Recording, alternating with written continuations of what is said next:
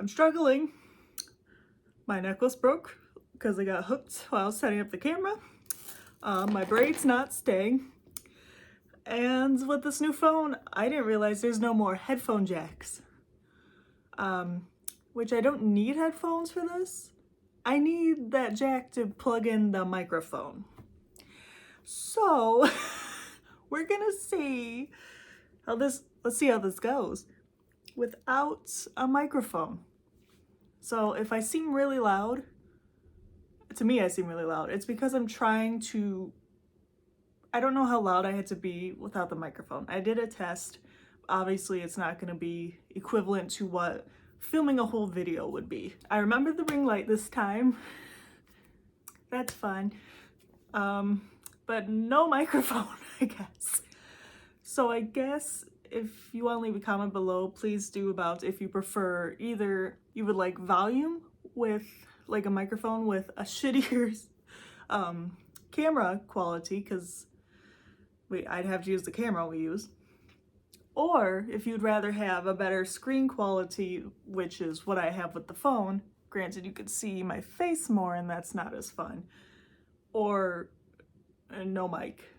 So shitty sight, great sound, or shitty sound, great sight. I guess pick your poison. Let me know. So I'm trying to speak loud. Oh dear. They fell. Bip and Filippo back. They are back from their vacation. It's a kitty. Who we talking about today, Sue? But per requested by two whole people, thank you. And thank you for the love on the last true crime. We are talking about Bonnie Leigh Scott. So if you remember from the last true crime, and I asked if you wanted me to cover her case, and a couple of you said yes, so I did. I may have just covered her case anyway. But with Bonnie Leigh Scott, this takes place November 15th of 1958, and I will be referencing the Grimes sisters, which is the last true crime I covered, because that's the case Bonnie was mentioned in. But this was November 15th, 1958. This was 2 years after the Grimes sisters case. If you haven't watched that true crime, I suggest you do, so you know what I'm referencing. Susan. And Bonnie was 15 years old, and this takes place in Elmhurst, Illinois. Or I saw some sources said Willow Springs. I guess it doesn't make that much of a difference. And again, the tiny silver lining is that this is a solved case. But it's an extra smaller silver lining due to, I don't think it was properly served justice. I don't think justice was properly served. And you will see what I mean. Well, let's get into it. Bonnie Leigh Scott, or I assume it's pronounced Leigh, Leigh, or Bonnie Leigh? I've pronounced it as Leigh. So that's what I'll say, sorry if that's wrong. But Bonnie Leigh Scott was born May 2nd of 1943 to Guy Walter Scott and Marilyn Doris Hitchens Scott in Dade City, Florida. And she was born after they wed in 1942. So she came along real quick. Or she was at the wedding. And I couldn't find any known siblings, at least with her parents. I don't know if they had any other children, previous marriages or anything like that, but from what I could tell, she was an only child. And at some point, the family moved to Cook County, Illinois. Or from more digging, it seems like Bonnie was just sent there to live with her aunt and uncle and their daughter, Sue, who was also 15, and her maternal grandmother, because her parents were going through a divorce. So I think they just sent her to live with them during the divorce process. I don't quite know why. If they were worried about stressing her out with the divorce and then going back and forth between like homes or something, I don't see how moving her across the country to people she's never lived with to a new school would be any less stressful. But I'm a parent, I don't know. But she was sent to live with her aunt and uncle in Illinois from Florida, while her parents were scandalously going through a divorce. Oh, 1950s, it's scandalous. Right, Susan? She doesn't know, she wasn't there. And I didn't see much on her upbringing, which seems to be a common theme for my true crimes. At least these older ones I do. It was mentioned she struggled a bit with the moving, which I can't blame her. And she struggled with her parents divorcing, which again, I can't blame her either. It said she would be a bit quote unquote rebellious, but she was mainly a good kid. So just a standard teenager, I feel like. Ma'am, do you have to do that now? Like, for example, she ran away with her friends for a weekend once, which, I mean, it seems like something just a standard teenager would do, standard, quote unquote. And sometimes she skipped school. Again, nothing crazy, but a bit rebellious with everything going on. And because of this, her skipping school sometimes, especially when she moved to Illinois and stuff like this, she was told by a friend, I believe it was. This is where it gets a little bit creepy, especially since we know what we know now. This friend, quote, said, quote, "Knuckle down and take schooling seriously, so you wouldn't end up like the Grimes sisters," end quote. That's a bit terrifying when you realize what happens. But on September 22nd of 1958, Bonnie told her grandma, who also lived with her aunt, uncle, and their daughter, she was going out to look for a blouse around 6:30 p.m. Nothing unusual, just need a blouse or just want a blouse, either or. And she was seen by 4 different teenagers at a diner in Addison around 7:30 p.m., probably after she got her blouse. And then she was seen at a surplus store. And after this, she basically vanished, it said. She never came home. And when contacted, police believe she may have just run away again, like she did that one weekend she ran away with her friends. But on September 23rd, a day later, a man named Charles Leroy Melquist, remember him from the last true crime? He was great. He called Bonnie's home, claiming she called him asking for help with a man she was fighting with. It was presumed a man she was on a date with the previous night. Charles said he didn't care at first, saying it was her problem dealing with this dude. But the second call from Bonnie, quote unquote, was actually a man telling him to come get her. And he was sent to go come get her near Manheim Road and Route 66. The dude said she was mad and wanted to ride and didn't want to.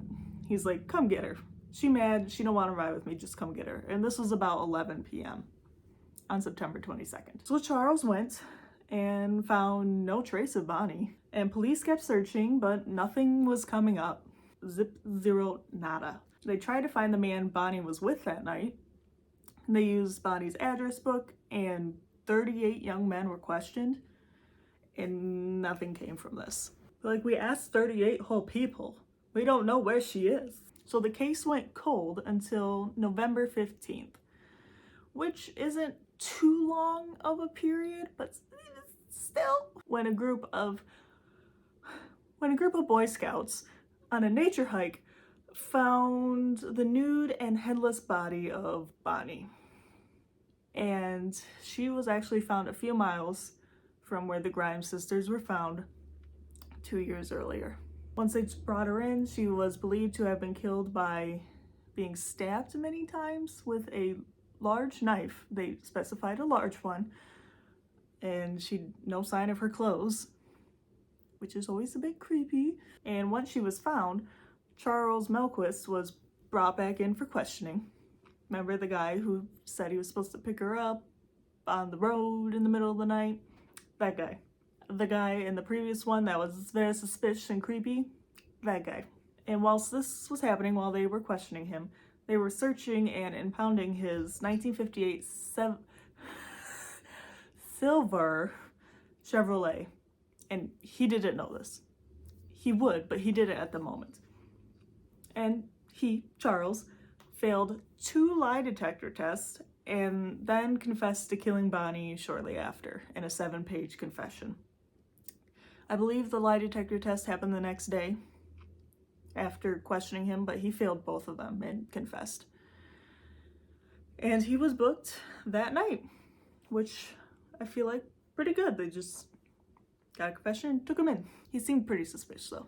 So when the news started getting out of what happened, like Charles was in jail, the neighbors began to speak out about him. They said he was in contact with many other young girls. Because remember, Charles is early 20s. Bonnie was 15. And whilst I know this always seems hypocritical, coming from me because my husband's 12 years older than me, but we were both of legal age and in college. Very different from the situation. But yes, he was in contact with many other young girls. I believe they're also in school still. A little bit creepy. You don't need a toy right now, Susan. And they also found all these young girls, like they knew this because they found their names and all their numbers in his possession. There have also been accounts of obscene telephone calls from him to girls. There have been stalking issues. And he tried to choke out a few other girls in his vehicle. They survived, but they're like, what the hell? Please don't do that. And I think a girl or two got a restraining order against him. Like they brought it up to police or somebody. So they kind of knew he was a bit suspicious. But on Tuesday, after all this happened, Charles stated he and Bonnie had actually been on a date. So I guess it was true, Bonnie was on a date that night. But now with some other guy, it was with Charles himself. Now that I'm thinking about it, maybe it wasn't even a date. Maybe he just, like, insisted it was. Insisted. And she's like, sir, I just want a blouse. But they would stop by his house and go back to his car and to goof around and wrestle, he said. And then he, quote unquote, accidentally covered her face with a pillow and smothered her with it. I don't know how one accidentally does that,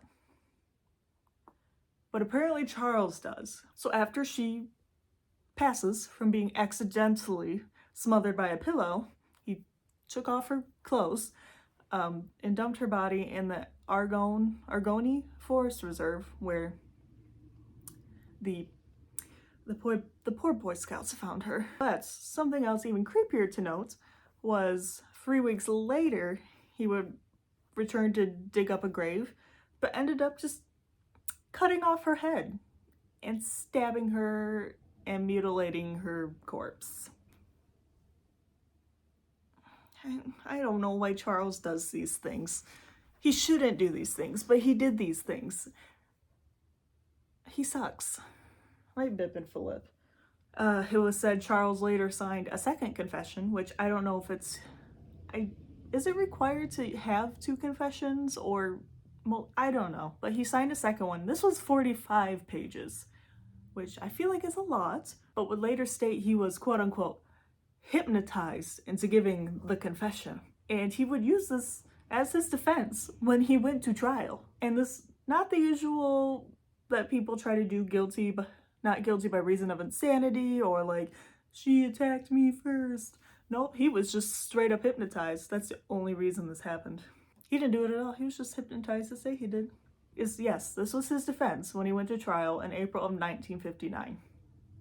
And that didn't work, thankfully. The jury saw right through it, and he was found guilty on May 2nd and was sentenced to 99 years in jail. And on June 12th, he was incarcerated? He started his 99-year sentence, and he went to Joliet Penitentiary, which I feel like someone else in a true crime I did went to Joliet Penitentiary. I'm not sure. So you'd think, 99 years, probably the rest of his life. Seems about right. Life for a life. Well, he's living, but you know what I mean. But no. This man, if you remembered last time in the Grimes case, the audacity of the justice system, he only served 11 years. Only 11. Not because he died or because someone killed him in prison or anything else. They just released him after 11 years. I could not find the reason. I searched multiple articles. One said good behavior with a question mark. So maybe that was... He only served 11 of the 99 years. You're like, maybe Junebug, maybe he got hit by a bus or something. Justice was served. Nope. He ended up getting married, had a few kids. Ended up living to age like 73 and died in 2010, which is only 13 years ago. That sucks. This is why I said extra small silver lining. Yeah, it's solved, but was justice really served here? And like I said, couldn't find why he was released early. Couldn't find his cause of death. Couldn't find his spouse's name or his kids' names. I could find nothing. Like what he was up to after prison. And the only thing I figured out, he was like 73 when he died. So he got to live a full life.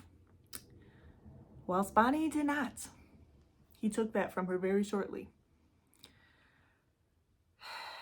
Sorry I got passionate, but 11 years? There's people in prison for marijuana and longer. What the hell? And he not most likely, we don't know for sure. They're thinking he killed the Grimes sisters as well. So he possibly just did 11 years for killing 3 girls. What? So, pretty short case, I guess. Kind of cut and dry. But it's very overlooked in comparison to the Grimes sisters. Which I guess is true because I would not have known about her if it wasn't for me doing research for the Grimes sisters. But I just could not believe he only served 11 years. Nor could I find a reason why he was released early. The article literally said good behavior with a question mark in parentheses. That's all I could find. I hope you enjoyed, I guess. Do you think 11 years was enough? Because I don't. And I think the next true crime, I'm gonna do something a bit different. It'll still be like crime based, I think. But I might stray away from murder for a little bit. It's a bit saddening, if you didn't know. And as usual, I did want to apologize for if I'm really loud, because I'm trying to speak loud because I can't use my microphone. Or if there's a way I can use a microphone with an iPhone 13, let me know down below, please. And I hope y'all have a good day, night, week, month, even a year. Come here. Look at the cat. And I hope you stay safe. And screw Charles Malquest. Bye. I did want to say I found a lot of my research from there was multiple sources, but one main source, because someone wrote a book called The Two Lost Girls. It was about the Grimes sisters and mentions Bonnie as well. So I can link down below the article that I got a lot of my info from, and then the book as well. I didn't read the book, but there is a book if you are interested. Okay, now goodbye.